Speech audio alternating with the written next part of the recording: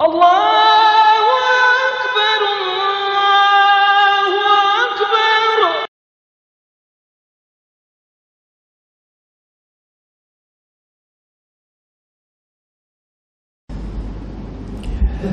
Assalamualaikum warahmatullahi ta'ala wabarakatuh.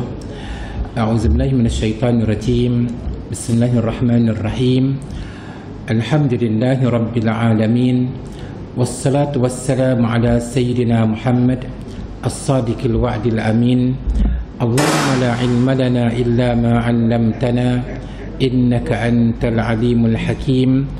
Allahumma 'allimna ma yanfa'una wanfa'na bima 'allamtana wa zidna ilma wa arina al-haqqa haqqan warzuqna ittiba'ah wa arina al-batila batilan warzuqna ijtinabah waj'alna mimman yastami'una al-qawla fayattabi'una ahsanah wa adkhilna bi rahmatika fi 'ibadikas salihin. Rabbi shrah li sadri wa yassir li amri wahlul 'uqdatam min lisani yafqahu qawli, amma ba'du. Yang dimuliakan dan dikasihi Tuan Imam, Tuan Bilal, seluruh muslimin dan muslimat sekalian, alhamdulillah kita bersyukur kepada Allah Subhanahu wa taala kerana masih lagi diberikan peluang kepada kita untuk meneruskan kehidupan di atas muka bumi ini. Masih lagi diberikan kepada kita kesihatan yang baik yang dengannya kita dapat menunaikan ibadah kepada Allah Subhanahu wa taala sebagai bekalan untuk kita bawa ke alam akhirat nanti, insya-Allah.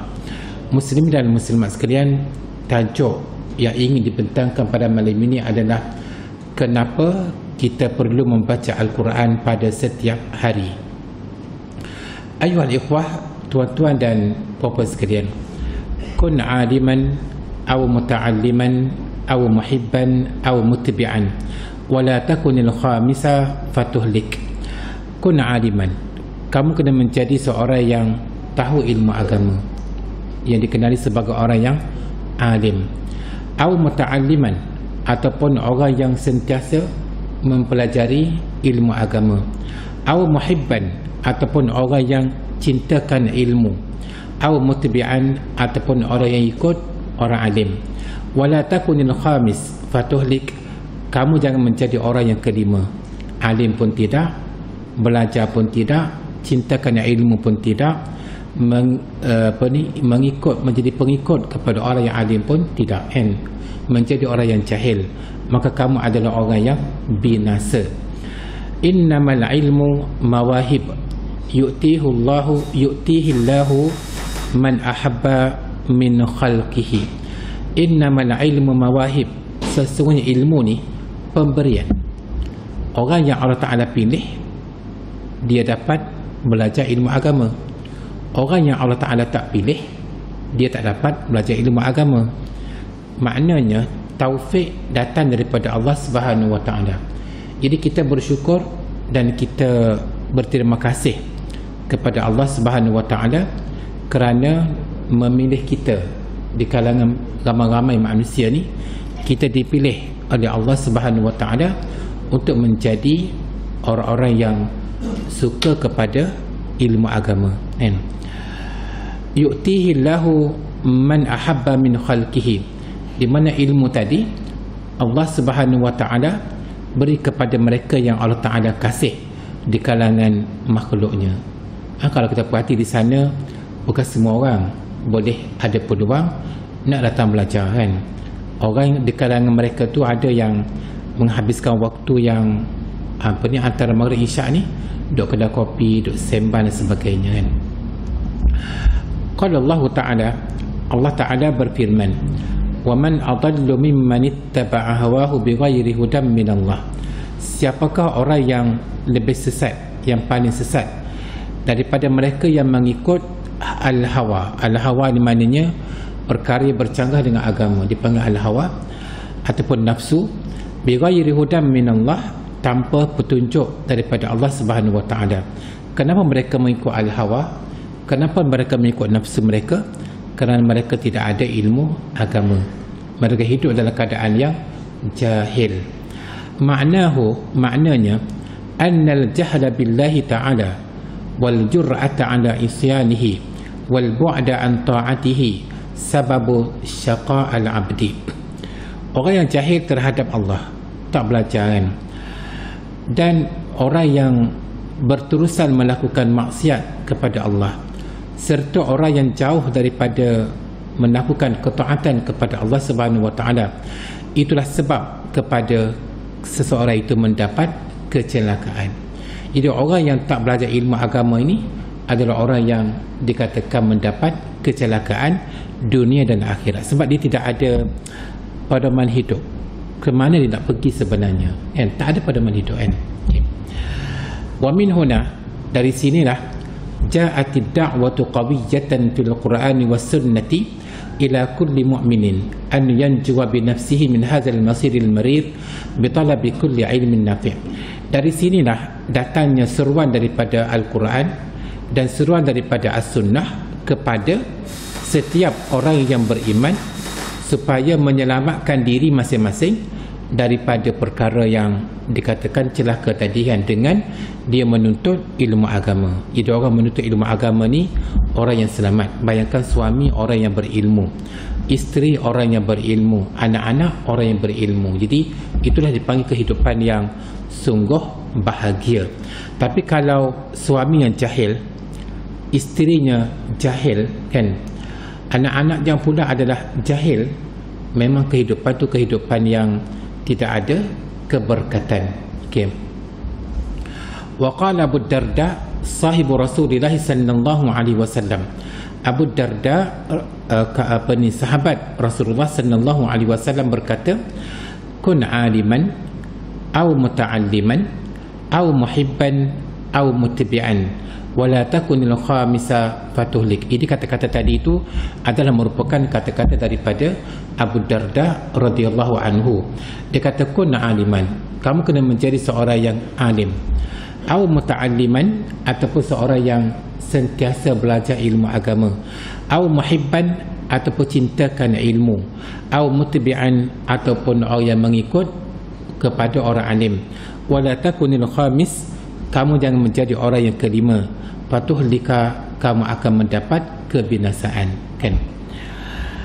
Fi hazil kalimati wasiyatun bil ilmi wat ta'allum.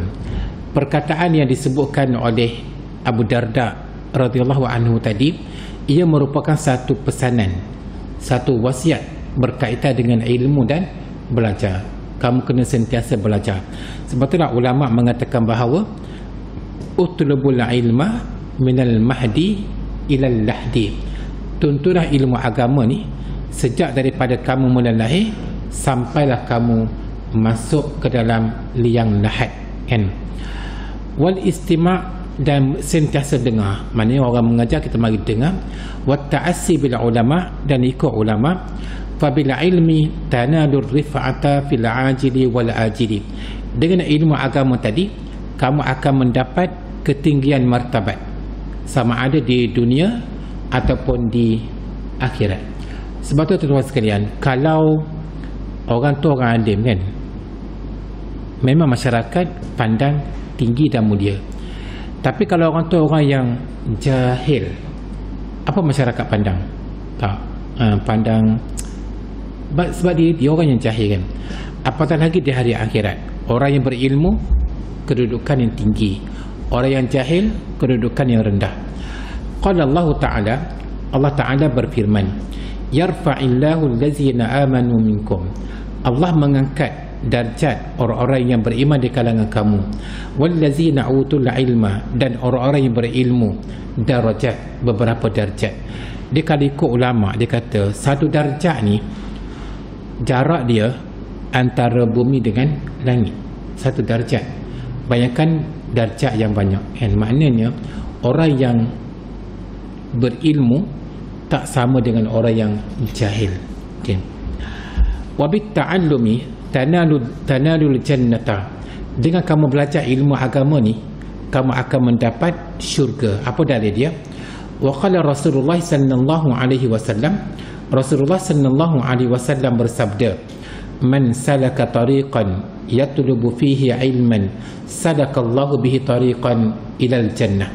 siapa yang melalui satu jalan, jalan tersebut jalan untuk menuju kepada ilmu agama, salakallahu bihi tariqan ilal jannah, Allah Ta'ala menyediakan baginya jalan ke syurga.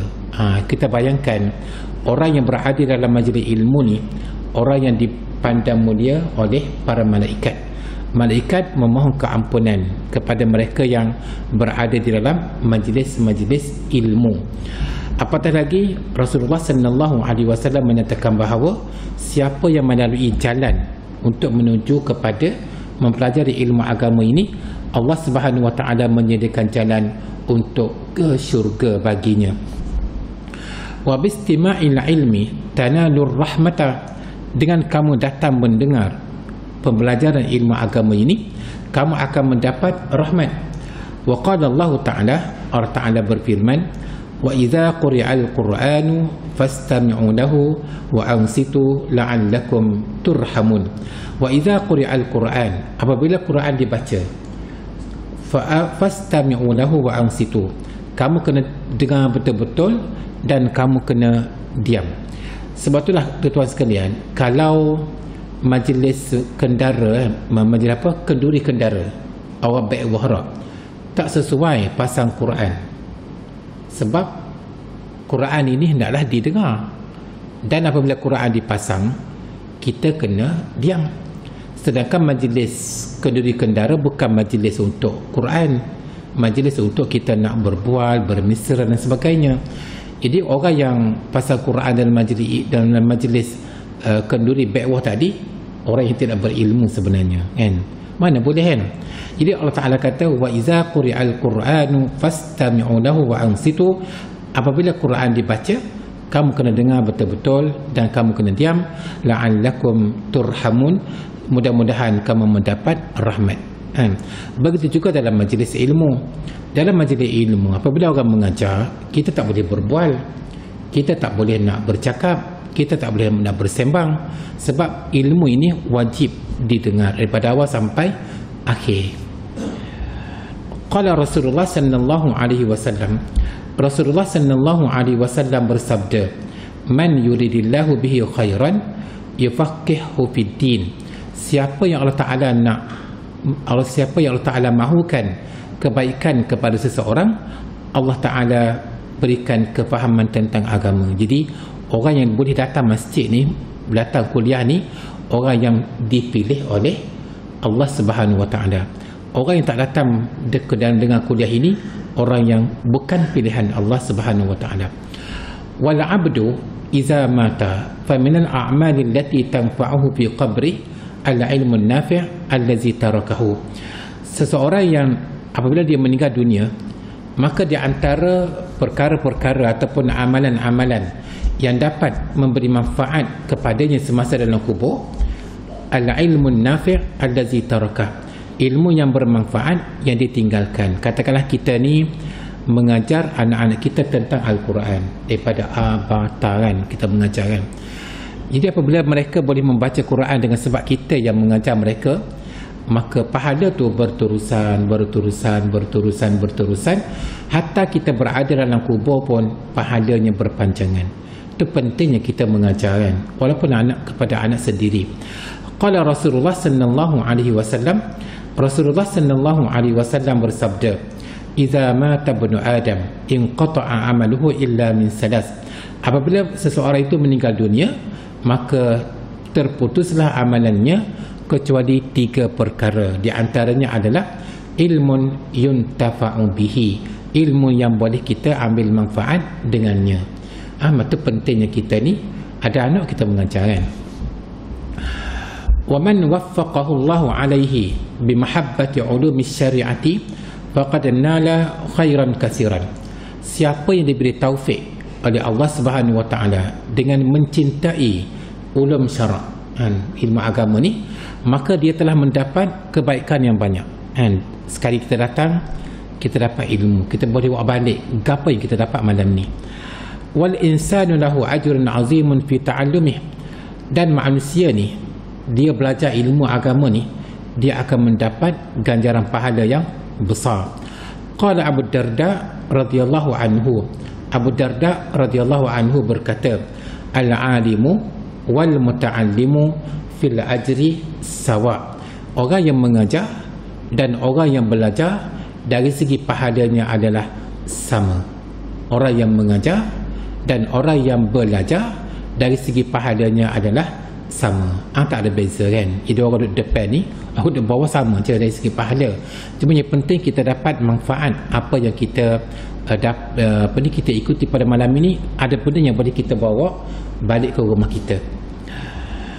Ayuhal ikhwah, tuan-tuan dan puan-puan sekalian, sekarang kita masuk kepada tajuk kita berkaitan dengan kenapa kita kena membaca Al-Quran pada setiap hari. Inna qira'atal Qur'ani wa ta'allumahu bikulli harfin yaqra'uhu al-muslim minal Qur'ani fadlun wa ajrun.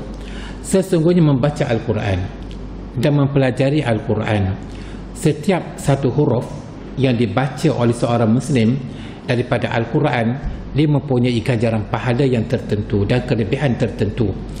Wa zalika li'anna qira'atal Quran tulhi 'anil ghibati wan namimah.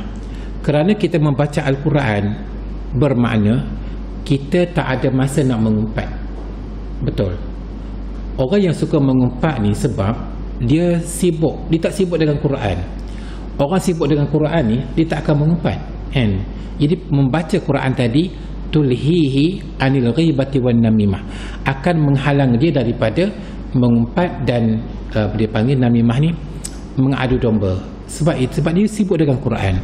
Fakana liqira'atihi al-ajrul azim. Orang yang membaca Al-Quran akan mendapat pahala yang sungguh istimewa. Dia pahala ni dia sangat penting ketika mana kita berada dalam kubur kan. Duduk dalam kubur ni, ayah tak ada, ibu tak ada, anak tak ada, kawan tak ada, isteri tak ada, kita hidup sebatang kara. Maka yang menjadi teman kepada kita adalah pahala ataupun amalan-amalan soleh yang kita lakukan semasa kita hidup. Jadi di antara perkara yang dapat menyelamatkan kita dalam kubur adalah dengan kita membaca Al-Quran semasa kita hidup. Wa yushra'u likulli mu'minin wa mu'minatin al-iktsaru min qira'atil Quran. Maka digalakkan kepada seorang mukmin, sama ada lelaki atau perempuan, memperbanyakkan membaca Al-Quran. Kalau kita bandingkan di bulan Ramadan kan, kita memang mampu menghabiskan sehari sejuzuk, bermakna 30 hari 30 juzuk. Tapi selepas Ramadan, percayalah, nak baca satu hari satu juzuk memang payah, kecuali orang yang betul-betul istiqamah kan. Maka kita kena ada target. Aku nak habiskan Quran ini dalam tempoh 2 bulan, bermakna sehari 10 muka surat kan. Bermakna 2 bulan khatam. Ataupun kalau kita tak mampulah, kita target 3 bulan sekali. Dia dalam satu hari dia ada berapa minit sebenarnya? 60 kali 24 berapa? 1440 minit. Daripada 1440 minit tu, kita boleh tak kita ambil 20 minit untuk baca Quran? Boleh kan? 20 minit bermakna kita berjaya khatam 2 bulan sekali. Kita kena target. Aku nak target satu hari aku nak curi masa daripada 1440 minit tadi, aku nak curi 20 minit untuk bersama dengan Al-Quran paling kurang kan. Jadi 2 bulan khatam okay. Dirajuli wal mar'ah, kepada lelaki dan perempuan sama je. Wal amir was saghir, orang besar, orang berpangkat dan orang biasa. Wal kabiri wal ajuzi was syabah, orang tua, orang dah lanjut umur ataupun pemuda. Yushra'u lil jami' al-iktsar min qira'atil Quran, maka digalakkan kepada semua manusia, tak kira tua muda, lelaki dan perempuan, memperbanyakkan membaca Al-Quran. Fihi al-khairul azim, kerana membaca Al-Quran itu mempunyai kebaikan yang sungguh besar. wal faidatul kabirah, dan faedah yang banyak, kama qala Allah Ta'ala, sebagaimana firman Allah, inna hadzal Qur'an yahdi lillati hiya aqwam. Al-Quran ini memberi petunjuk kepada jalan yang lurus. Jadi kita bersama dengan Quran bermakna kita berada di dalam jalan yang lurus. Okey.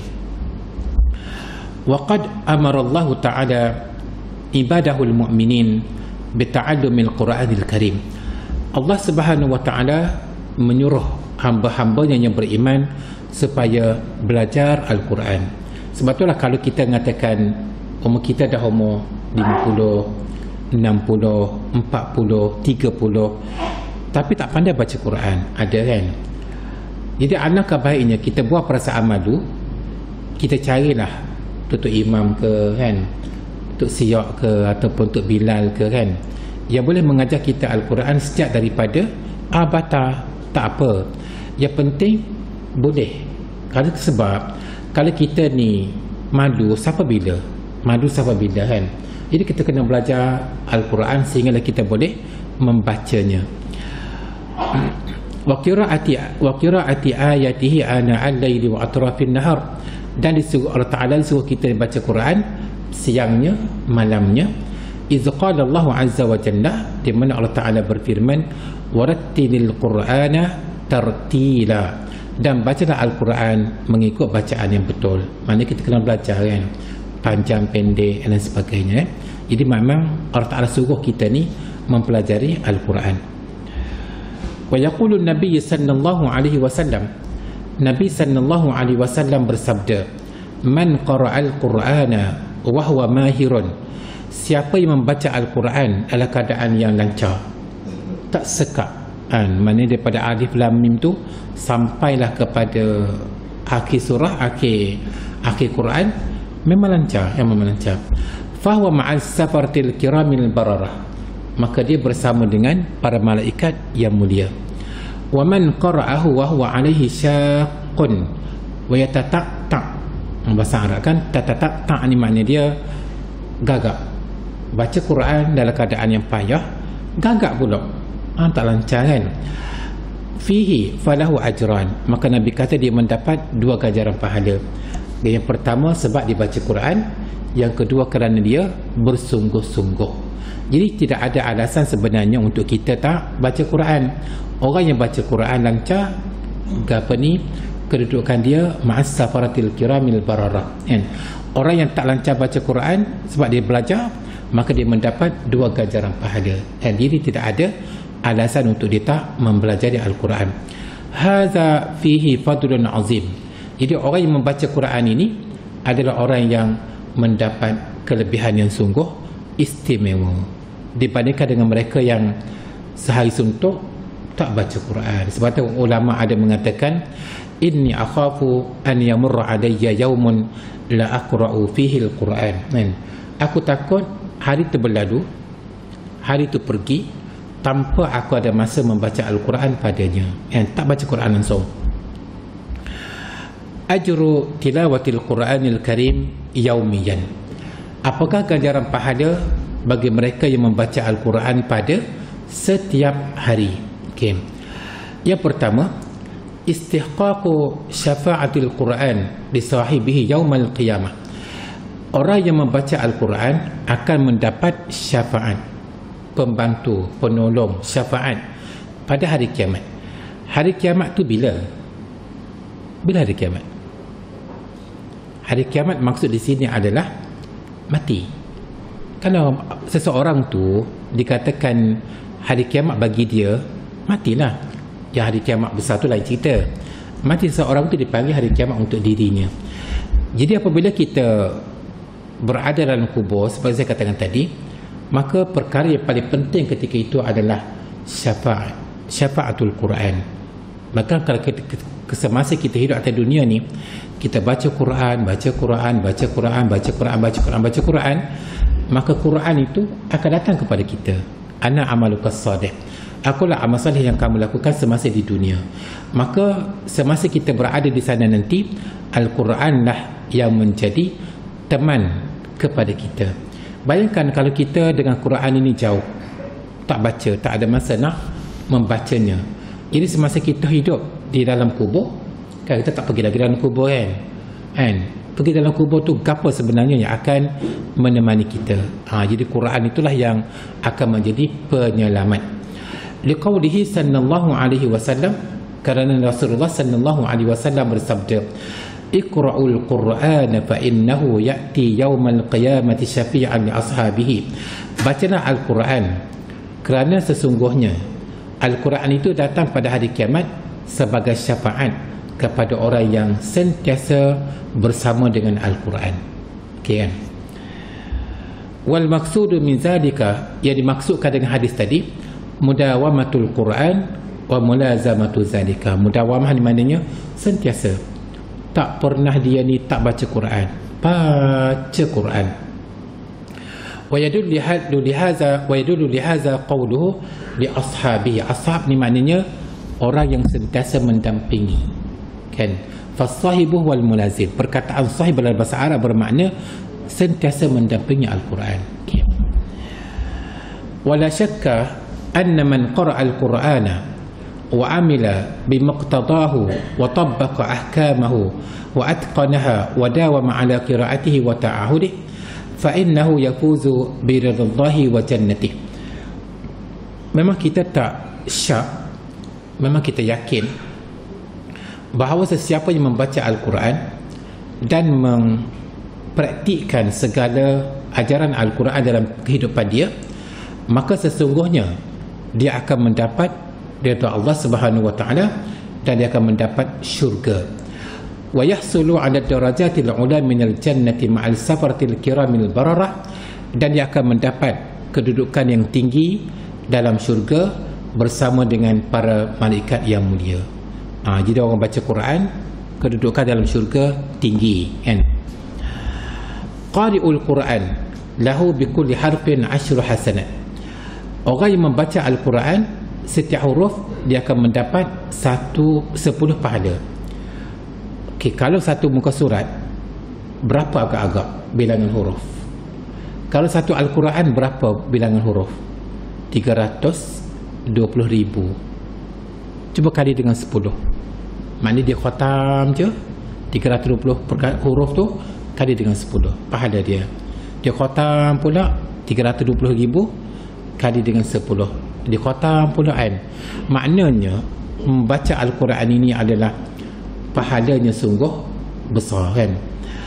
Liqauli Rasulullah sallallahu alaihi wasallam, kerana Rasulullah sallallahu alaihi wasallam bersabda, man qara'a harfan min kitabillahi falahu bihi hasanatun.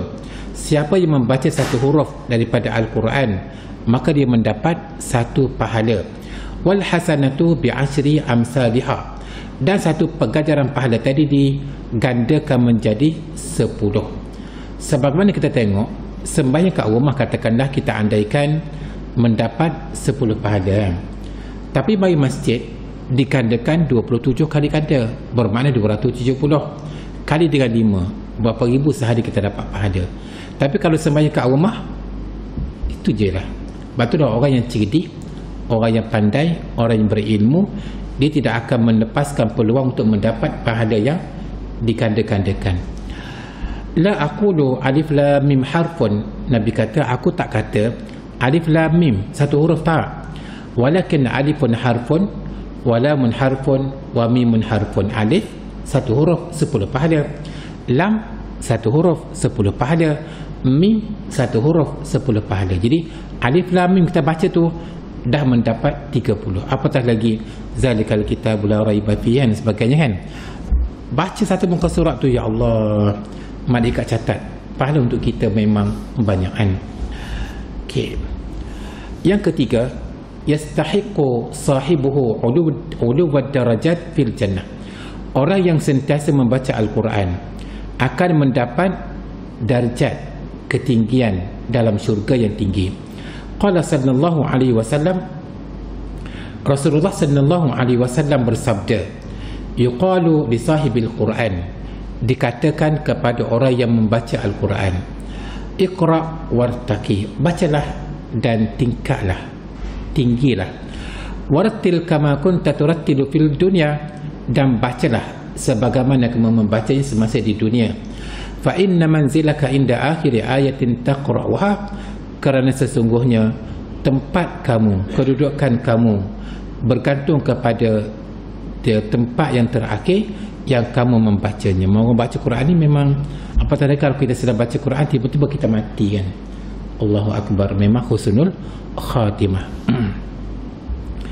Yang keempat, faqari'ul Quran wa talihi ana al-laili wa atrafan nahar yanadu bisabab zalikal khairal azim.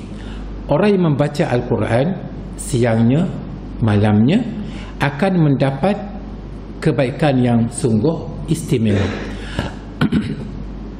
Qala Allah Ta'ala fi kitabihil hakim, Allah Ta'ala berfirman di dalam Al-Quran, innal ladzina yatluna kitaballahi wa aqamus salata wa anfaqu mimma razaqnahum sirran wa alaniyah yarjuna tijaratan lan tabur. Innal ladzina yatluna kitaballah, sesungguhnya orang-orang yang membaca Al-Quran, wa aqamus salata, dan orang-orang yang mendirikan sembahyang, wa anfaqu mimma razaqnahum sirran wa alaniyah, dan mereka yang bersedekah daripada apa yang kami rezekikan kepada mereka, sama ada secara sembunyi ataupun terang-terangan, yarjuna tijaratan lan tabur, mereka mengharapkan perniagaan yang tidak akan rugi. Maknanya kalau atas dunia ni, kalau kita nego kan, kadang-kadang rugi tu ada kan, jual barang tak habis biasa kan. Tapi kalau membaca Al-Quran, satu perniagaan yang tak akan dirugi sampai bila-bila, sentiasa mendapat keuntungan. Adal muslim an yaj'ala lil Quranil Karim nasiban mahma fi barnamij hayatihi al-yawmi. Maka menjadi kewajipan kita sebagai seorang muslim, kita wajib memperuntukkan dalam sehari itu nasiban, sebahagian waktu yang dikhususkan kepada Al-Quran. Mahma fi barnamiji hayatil yaumi, sekalipun dia ni sibuk dengan urusan dunia setiap hari. Kan kita ni kan pagi bekerja, malam ada program, pagi bekerja, amal program. Dia kata kadang-kadang pun carilah masa untuk Al-Quran. Fala yakadu yumdi yaumahu duna qira'atin. Ada kadang-kadang orang tu dia, waktu dia tu, hari dia tu berlalu tanpa membaca Al-Quran, walau bid'a safahatin min, walaupun beberapa muka surat. Ada kan di kalangan manusia ni tak buka Quran, sedangkan Quran itu syafaat kepadanya pada hari kiamat, tapi tak buka Quran. Okey, muslimin dan muslimat sekalian, sekarang kita lihat kepada beberapa kata-kata ulama berkaitan dengan kelebihan membaca Al-Quran. Awalan, yang pertama, qala Sufyan As-Sawri, Sufyan As-Sawri berkata, laitani kuntu iktasartu 'ala Al-Quran. Alangkah baiknya kalau aku dapat fokus kepada Al-Quran kan. Sebab itulah ada seorang yang saya pernah sebut kan, seorang penghafaz Al-Quran, orang Afrika ya. Dia kata satu hari dia ulang Quran 15 juzuk, 2 hari 30. Sebab dia hafal Quran. Quran ni kalau kita tak ulang hafazan, memang kita akan lupa. Maka dia kedudukan dia setiap hari 15 juzuk, setiap hari 15 juzuk. Maknanya laitani kuntu iktasartu 'ala Al-Quran. Alangkah baiknya kalau aku boleh fokus kepada Al-Quran kan. Qala Ibn Taymiyah, berkata Ibn Taymiyah, wa nadimtu 'ala tadyi' aktsari awqati fi ghairi ma'ani Al-Quran. Aku menyesal terhadap mensia-siakan waktu yang tidak ada kaitan dengan Al-Quran. Maksudnya kita habis masa dengan bersembang kosong, habis masa dengan mengumpat, habis masa dengan tengok drama, habis masa dengan benda-benda yang tak berfaedah kan. Dia kata dia menyesal sangat terhadap benda macam tu. Wa qala Sufyan ibnu Uyainah, berkata Sufyan ibnu Uyainah, faman ahabba al-Qur'ana faqad ahabba Allah. Siapa yang cintakan Al-Quran, bermakna dia cintakan Allah. Siapa yang tak cintakan Al-Quran, maknanya Quran tak ada dalam diri dia, maka dia tak cintakan Allah. Jadi maknanya kalau kita nak menyatakan bahawa kita ni cintakan Allah Subhanahu Wa Taala, memang kita kena bersama dengan Al-Quran.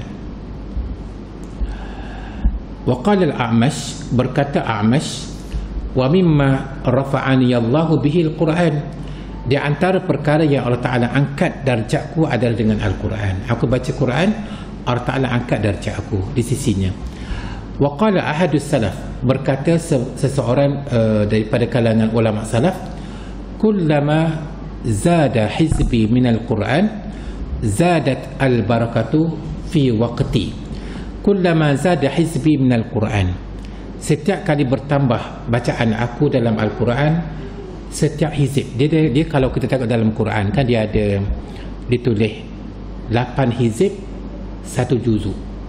Setiap berti tu kan, tepat stesing tu dipanggil satu hizib kan. Setiap kali aku bertambah 1 hizib, bertambahlah berkat waktuku. Bertambah lagi 1 hizib dalam Quran, bertambahlah keberkatanku di dalam waktuku. Mana dia fokus 8 hizib 1 juzuk kan.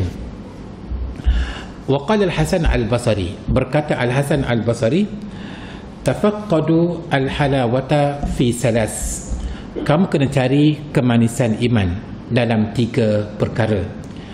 Yang pertama, fi solati, ketika sembahyang. Sebab itulah sembahyang ini hendaklah didirikan secara berjamaah.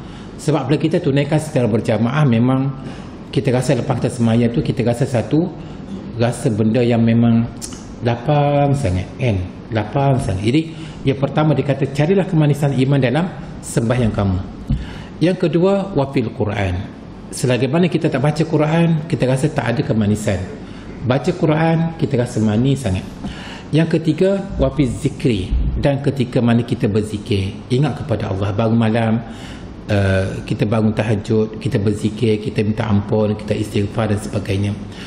Fa in wajadtumuha, sekiranya dalam 3 perkara tadi kamu dapat kemanisan iman, famdu wa abshiru, maka bergembiralah dan teruskanlah.